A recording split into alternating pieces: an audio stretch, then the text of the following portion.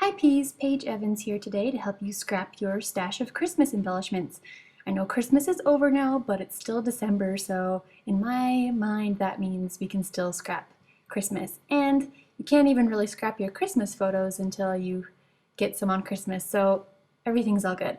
So I've used a bunch of supplies from American Crafts, Crate Paper, Studio Calico, Ellie's Studio, and just tons of embellishments from those lines. I also used some exclusive 2Ps cut files.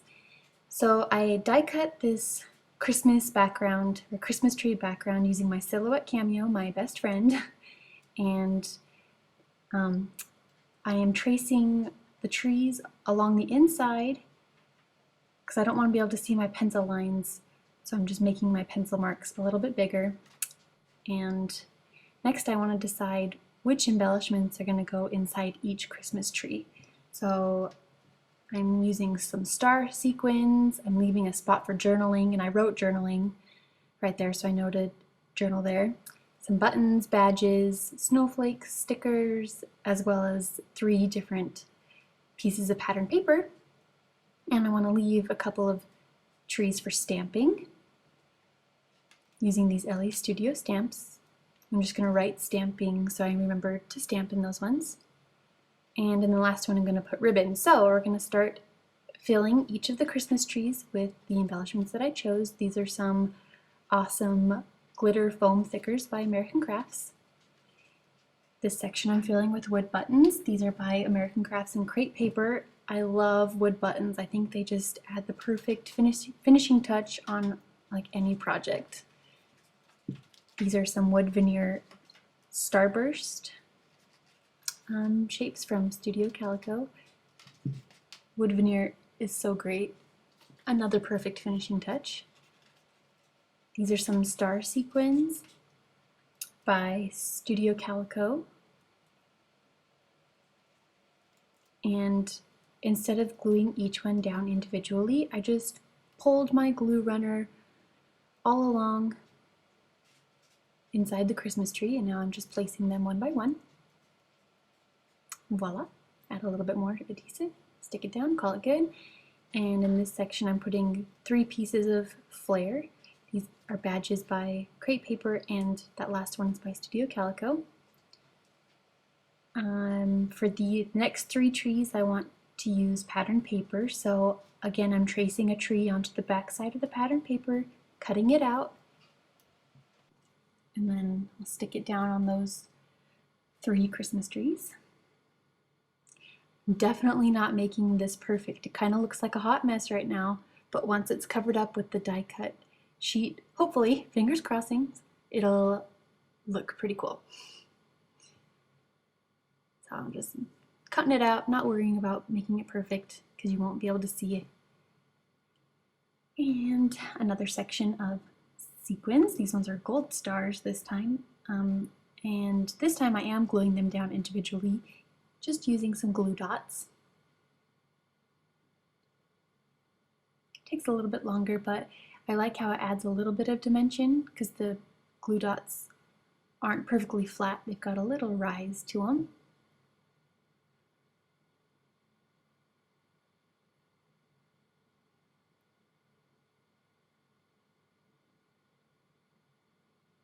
Another Christmas tree filled with wood buttons. Easy peasy. Here are some plastic starburst sequins die cuts by Studio Calico. Love these. I used them a whole bunch this season. These are some awesome snowflake stickers by American Crafts. Perfect for your wintry layouts.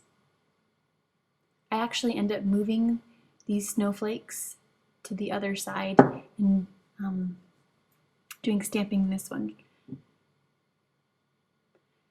Sprinkling on all these silver star sequins because it would just take forever to place them one by one. For this tree, I want to cover it with ribbon. So these are some American Crafts ribbon strips.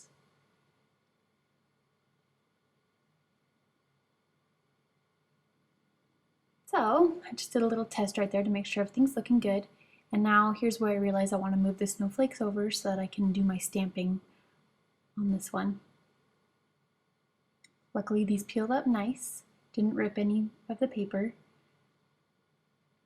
So these are some sentiment stamps and Christmas themed stamps by Ellie Studio. And I'm using some black StazOn ink. This is my favorite kind of ink. I'm doing 2 sections of stamping, so I'm just going to switch out the sentiment. If I'm using a stamp for the first time, I like to do a test run a couple of times just to make sure the ink really gets on the stamp. You get a good, crisp, dark, perfect stamp.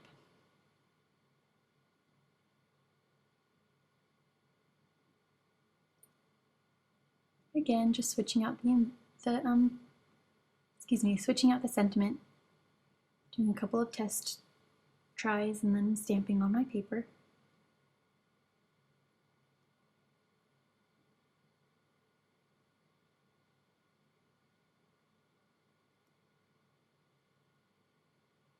Placing the die cut page over, fantastic. Moving on, so I chose these pictures of my daughter Jane, my son Fox, and I die cut these stars and these phrases using the exclusive 2-piece cut files and used my silhouette. I decided not to use the stars, but I am using these awesome, they look like handwritten sentiments. They say all is calm, all is bright. Thought maybe I could use the stars, but again, I just decided to keep it cleaner. And I like the placement, so now I'm going to adhere everything down permanently using this super sticky double-sided tape from American Crafts. And first I'm just going to put a little bit of adhesive on the back just to keep things down, but then I want to staple them in place. I just used a regular office supply stapler, but after trying to staple these, I just went to the 2-piece store and I bought myself a Tim Holtz tiny attacher. Merry Christmas to me. I can't wait to get it so I can start stapling things better, because this staple has seen its last days. Okay, so I left that last Christmas tree empty so I can add my journaling, and you can read the journaling below.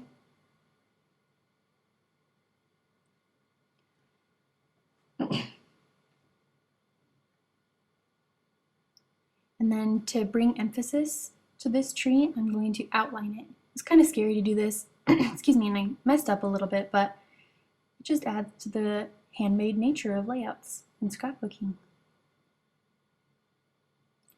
Finally, I'm going to drop some black mist across the top left and bottom right corners. I added a couple of sequins and a ribbon bow, but here's the finished layout. All is calm, all is bright. I took the inspiration from my holiday mini album, just backing shapes with fun embellishments. So your challenge is to scrap your Christmas embellishments.